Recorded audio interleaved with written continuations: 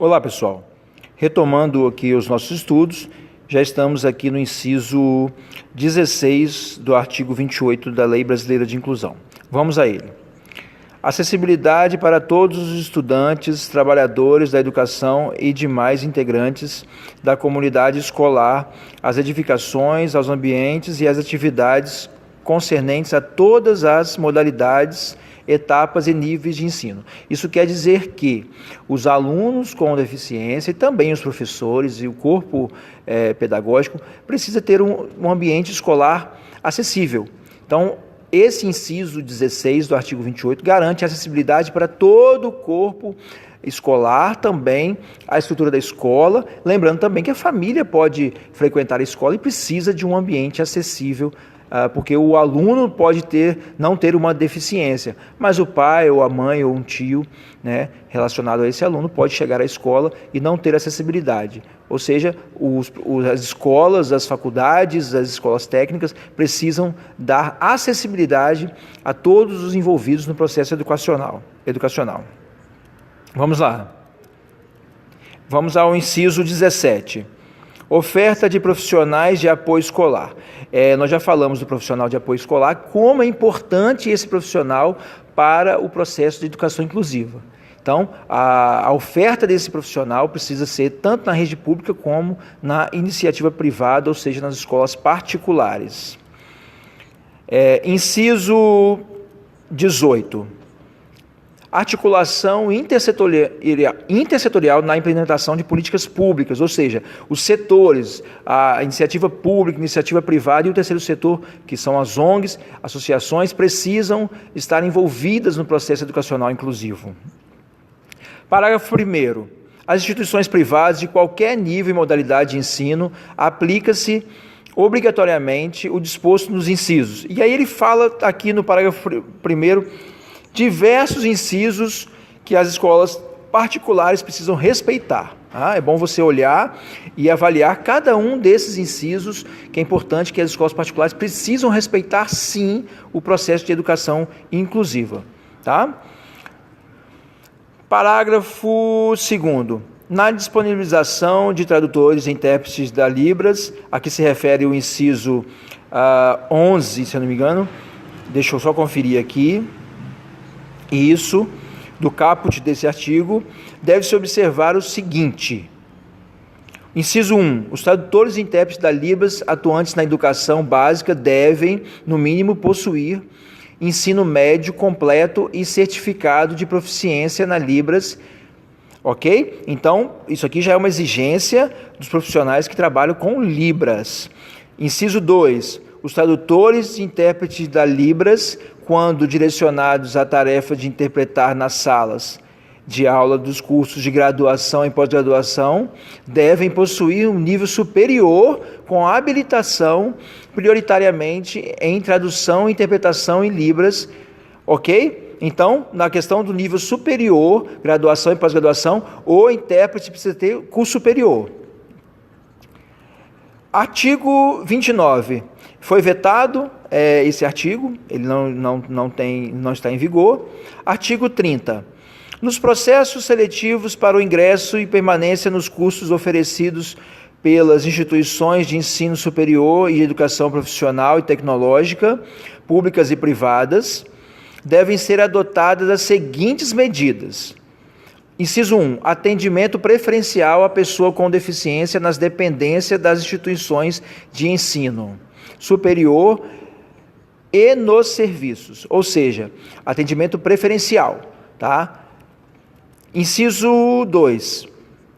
Disponibilização de formulário de inscrição de exames com campos específicos para que o candidato com deficiência informe os recursos de acessibilidade e de tecnologia assistiva necessários para a sua participação.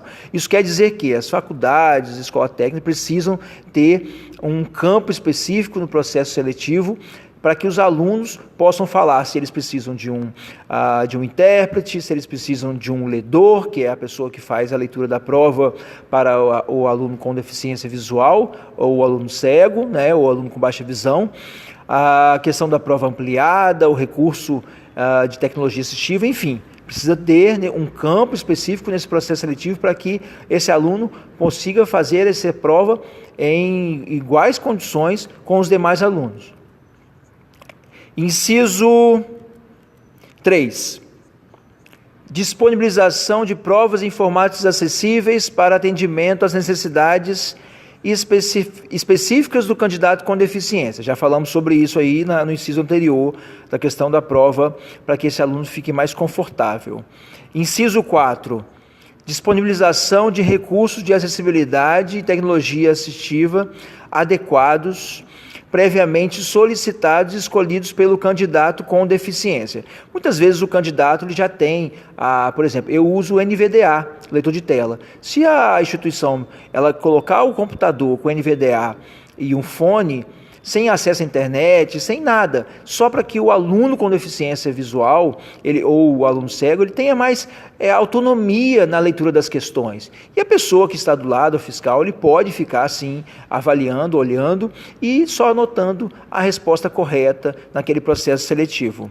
Ok? Vamos lá. Inciso 5. Dilação de tempo conforme demanda apresentada pelo candidato com deficiência, tanto na realização de exame para seleção, quanto nas atividades acadêmicas, mediante prévia solicitação e comprovação da necessidade. Ou seja, 1 hora a mais na questão da prova de concurso, por exemplo. Quando eu fazia concurso, algumas provas, eu tinha 1 hora a mais. Por quê? Porque é mais complicado, você tem que uma pessoa lendo para você demora um pouco mais tempo para entender, diferente da pessoa que enxerga, por exemplo, que vai ler com facilidade e rapidez e vai voltando nas questões, avaliando a prova. Então, o aluno com deficiência tem um tempo a mais para fazer realização dessa prova, sim. Inciso 6. Adoção de critérios de avaliação das provas escritas, discursivas ou de redação que considerem a singularidade linguística da pessoa com deficiência, o domínio da modalidade escrita da língua portuguesa. O que é isso aqui?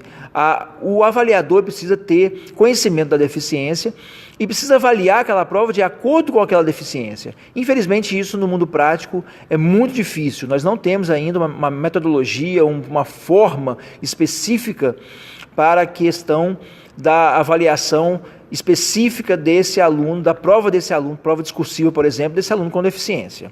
Tá bom? Vamos aqui ao inciso 7. Tradução completa do edital e de suas retificações em libras. Isso para os alunos surdos. Muito bem.